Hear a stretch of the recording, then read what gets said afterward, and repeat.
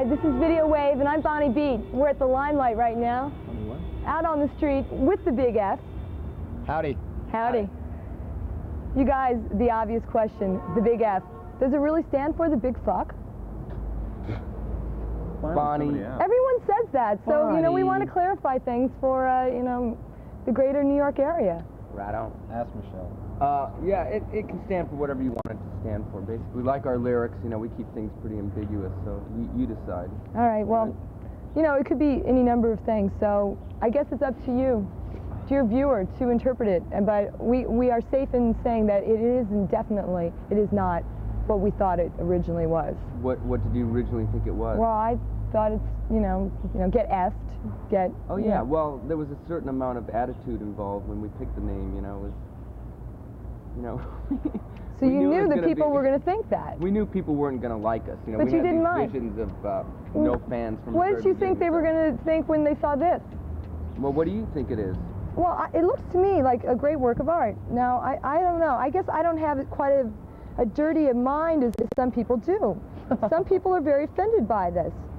I mean, maybe it's offensive to those people who don't want knives between their ears. I mean, I see it strictly, it sort of looks like a little car to me, like a little cart, like a rickshaw type of thing. Yeah, that's quite... But I think it looks like one of those things from Ben-Hur. What are they called? Chariots? Chariot races. Right. Well, basically, I mean, the official version is that, you know, these ears stand for the status quo in music, right? Right. And this knife is sort of sticking through the middle of them, and that's basically our attitude towards music.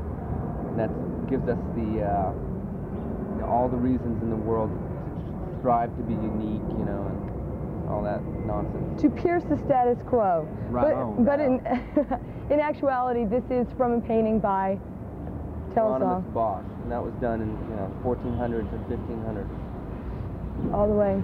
So we saw it here. This is what the record looks like, by the way, which you can find in record stores all over America and the world, we do hope. Because you guys have been touring all over America. Actually, we went into Tower Records last night. It wasn't in there. It wasn't in Tower? They just had the heading, but they didn't have it. Where? Downtown? Downtown, yeah. Oh, no, that's my job. What do you do? Well, Fired. I talked to, yeah, really, that was my job anyway. What do you do? I'm supposed to make sure that everyone knows about the Big F. How come? Because it is a great mission in my life. You and hopefully physically put the record in the... No, not at all. You don't, by chance, only promote electro bands or anything. No, never, never. At least not for Video Wave. At all. Right on. Okay, let's go on to the next question. Hey, Voivod was on last week. Right on. Yeah, we talked about Voivod here, so you can watch Voivod next time you catch Video Wave as well. So, tell us about touring. Speaking of Voivod, you were out with them. Yeah, well, we started in December of last year. We went out with Soundgarden, and then we went out with the Buckpets.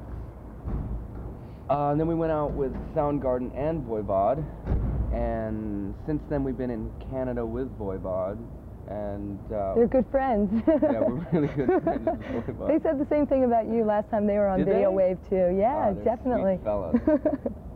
And then we're going out with TSOL, so we will be out with TSOL when this airs, I imagine. How's it been going out there? I mean, had you toured much before you were signed to Elektra Records and being out and about? No. What happened was we were the kind of band who chose to ignore the whole developing of a following, so to speak, in Los Angeles. So we holed up in our rehearsal studio and we just worked on songs and, you know, a whole sound. That is the Big F sound, by the way. The official Big F sound was nurtured in that dumpy rehearsal studio. This is the Big F sound so right here. So as a result, we have 0 fans. You know, we come from Los Angeles, but we don't have a goddamn fan in that city. All right. Well, maybe if they take a look at this. James Brown really big. Well, maybe they take a look at this video. Which video do you want to look at? How about Alper Tango? We'll talk about it afterwards. All right. On Video Wave, this is the Big F. For Video Wave, that was Alper Tango by the Big F, and you were just going to tell me what that song is about. Yeah, well, Alper Tango, contrary to popular belief, is not about, what's his name, the guy at A&M. Herb, yeah, Herb. These kids used to come up to us and say, well, what's this about Herb Alpert? Alper Tango is about this kid who used to torment me in high school. You know, I was one of those picked upon kids. who seeks revenge later on in life. Aw, You know. what a sad story. So he took it out on his drum kit. Rob plays the drums, by the way. Right on. Mark plays the guitar. John plays the bass, and he sings very loud, as you could tell by that video. And what was it like producing it? I mean, putting it all together. Did you guys like shooting the video? I mean, Yeah, we did. I mean, going into these videos, you know, our recording company, Elektra Records, had decided to give us a budget to do one video, and we turned around and said no, we were going to do 3 for half that amount.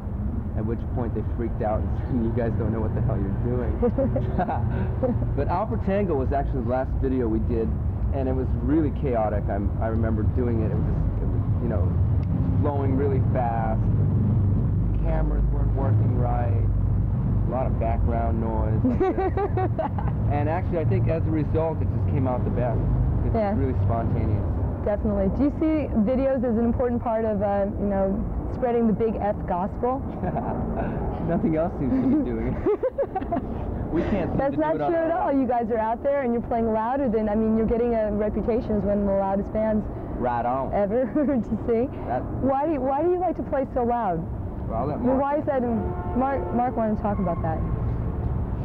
I'm incredibly insecure when it comes to volume. I need to have lots of volume and lots of loud frequencies, high and low, and loud frequencies pelting the stage and all of the audience.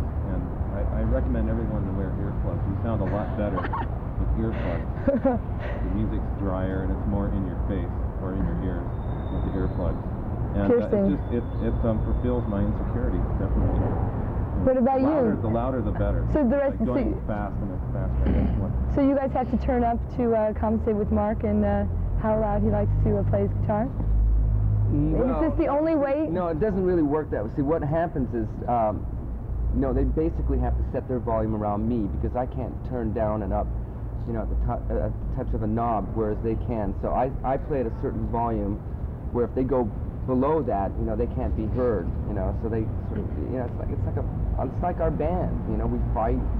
It's just all these ions clashing. You know, and it works on stage as well.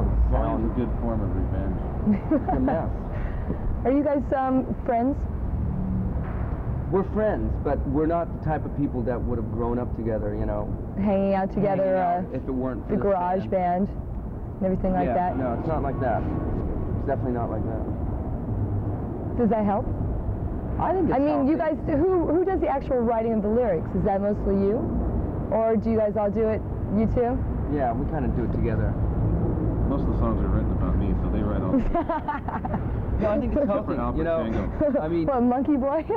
we don't have a choice because this is the way this band is. You know, perhaps if Mark and I had known each other since elementary school or something, it would be different. But I think it's healthy to have a little bit of friction and tension, you know, and everyone, if everyone can be honest and just say what they want to say at, you know, any given moment, which is always with the big F, you know, it's just a constant argument. You know, at least you're expressing yourself. Right on. Right on, all the way. Is there anything else you want to tell New York City, since we don't get you here very often? Well, Soundman got mugged the other night. Oh, really? Yeah. Bud? Yeah. What a drag. We're sorry. But the weather's been great. And it's been a happy Easter.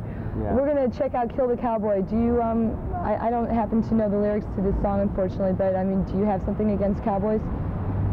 Coming No, from no. the Wild West out there? No, that's just an analogy. No.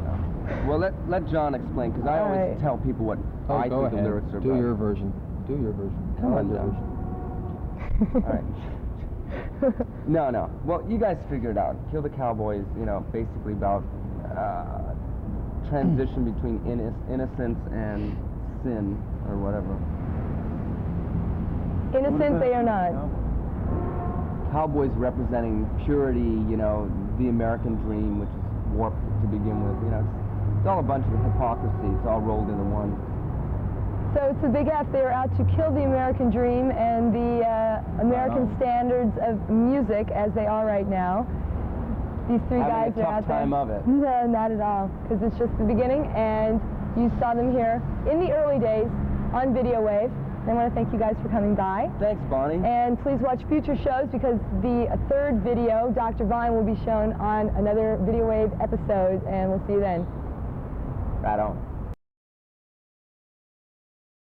but I'm so much more politically motivated. True.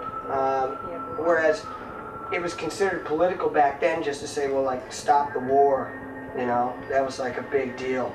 You know, whoopee-doo, you know. It's like you got, you know, a super huge issue that everybody is against, and you're like, oh, stop it. It's like whoopee crap. I mean, it doesn't mean anything. It's like try to pick out the issues that are going on now and try to form them into some kind of consistency and try to, instead of isolating each one, you've got to kind of bunch them all together to give them the impact you need. And it's like you have to be